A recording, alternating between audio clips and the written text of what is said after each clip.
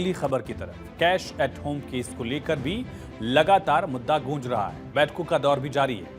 उपराष्ट्रपति जगदीप धनखड़ की अध्यक्षता में मंगलवार को एक सर्वदलीय बैठक बुलाई गई थी, जिसमें दिल्ली हाई कोर्ट के जस्टिस यशवंत वर्मा के घर पर बरामद नकदी के मुद्दे पर चर्चा की गई। वो बैठक करीब 1 घंटे तक चली, लेकिन इस गंभीर मसले पर कोई ठोस नतीजा नहीं निकल पाया।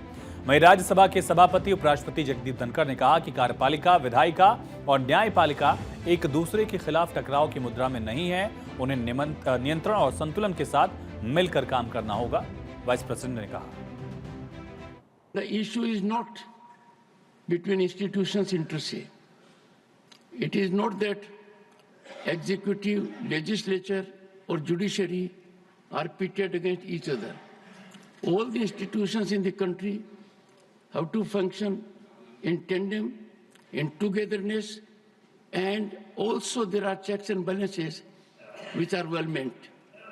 It has been given by both Leader of the House and Leader of the Opposition that after having wider consultations amongst all concerned in their respective parties and otherwise, they would come to the chairman for further deliberations.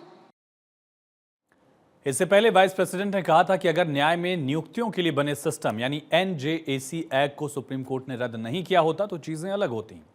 सूत्रों के अनुसार जल्द ही इस मुद्दे पर एक और सर्वदलीय बैठक होगी। NJAC एक्ट क्या है बताएंगे आपको, लेकिन पहले इस बैठक के बारे में समझिए। जानकारी कि बीजेपी, कांग्रेस, समाजवादी पार्टी समेत सभी दल के नेता इस बैठक में शामिल हो सकते हैं। सूत्रों से खबर यह है कि बीजेपी NJAC एक्ट को फिर से लाने की तैयारी में। जेपी नड्डा एक रणनीति पर काम कर रहे हैं और जेपी नड्डा इसको लेकर विपक्षी नेताओं से मिल सकते हैं। नड्डा सभी राजनीतिक दलों से अलग अलग बात करेंगे, सूत्रों से ये भी खबर है। ऐसे में देखना होगा कि सरकार का इस एक्ट और जुडिशियल अकाउंटेबिलिटी को लेकर आगे रुख क्या होता है। अब आपको समझाते हैं कि NJAC एक्ट क्या है, जिस पर सरकार फिर से काम कर सकती है, जिसका जिक्र वाइस प्रेसिडेंट ने किया था। हालांकि उन्होंने कहा कि इसको इस केस से अलग रखना होगा। NJAC एक्ट, इसका फुल फॉर्म है national judicial appointment commission act. साल 2014 में संसद में यह एक्ट पारित किया गया था। 31 दिसंबर 2014 को राष्ट्रपति की मंजूरी भी मिल गई थी, लेकिन अगले साल ही इसे सुप्रीम कोर्ट ने खारिज कर दिया। 5 जजों की सुप्रीम कोर्ट की बेंच ने 4-1 के बहुमत से इस एक्ट को असंवैधानिक घोषित करते हुए खारिज कर दिया था। इसका मकसद था कि जजों की नियुक्ति प्रक्रिया को अधिक ट्रांसपेरेंट बनाया जाए, पारदर्शी बनाया जाए। Chief justice of India, supreme court के जज, हाई कोर्ट के जज, चीफ जस्टिस और अन्य जजों की नियुक्ति के लिए सिफारिश करना इस एक्ट का मकसद था। साथ ही हाई कोर्ट के जजों का एक हाई कोर्ट से दूसरे में ट्रांसफर भी इसका एक लक्ष्य था। व्यक्तिगत योग्यता और अन्य निर्धारित मानदंडों को जो व्यक्ति पूरा करता हो उसी की नियुक्ति की जाए। और जज कैश कांड के बाद फिर से यह एक्ट चर्चा में आ गया है। अब क्या अब तक कार्रवाई हुई है, किस तरह से आज भी जांच पड़ताल का पूरा सिलसिला दिखा कैश एट होम केस में, ये समझिए। दिल्ली पुलिस की टीम भी जांच कर रही है। न्यू दिल्ली DCP के साथ पुलिस टीम यहां पहुंची जस्टिस यशवंत वर्मा के आवास पर, और पुलिस टीम ने स्टोर रूम को सील कर दिया जहां से पैसे बरामद किए गए। सुप्रीम कोर्ट की कमेटी ने इसकी सिफारिश की थी और इस दौरान दिल्ली हाई कोर्ट के अधिकारी भी कार्रवाई के दौरान मौजूद रहे। इस पूरी कार्रवाई की वीडियो रिकॉर्डिंग भी की गई।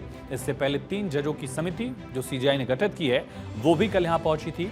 जस्टिस वर्मा के आवास पर मंगलवार को जांच पड़ताल की गई। दिल्ली हाईकोर्ट के जज जस्टिस यशवंत वर्मा के घर लगी आग बुझाने के दौरान बड़े पैमाने पर पैसा मिला, नकदी मिली, कथित दावे किए गए।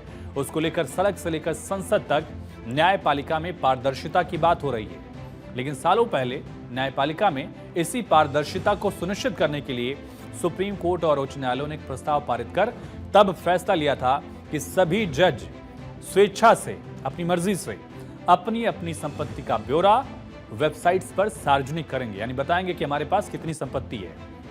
लेकिन अपने ही बनाए गए नियम का न तो सुप्रीम कोर्ट न तो हाई कोर्ट के जज पालन कर रहे हैं। आंकड़ा क्या है समझिए, उससे पहले नियम आपको बताते हैं। दरअसल जज पदभार ग्रहण करने पर अपनी संपत्ति की जानकारी दें, इस तरह का नियम है। लेकिन आपको बता दें कि देश में 7% से भी कम जज हैं जो इस नियम का पालन करते हैं। सुप्रीम कोर्ट के जज हों, हाई कोर्ट के जज हों, तमाम ऐसे हाई कोर्ट्स के जज हैं जो पूरी तरह से अपनी संपत्ति की जानकारी नहीं दे रहे हैं। जस्टिस यशवंत वर्मा ने भी अपनी संपत्ति की जानकारी साझा नहीं की थी।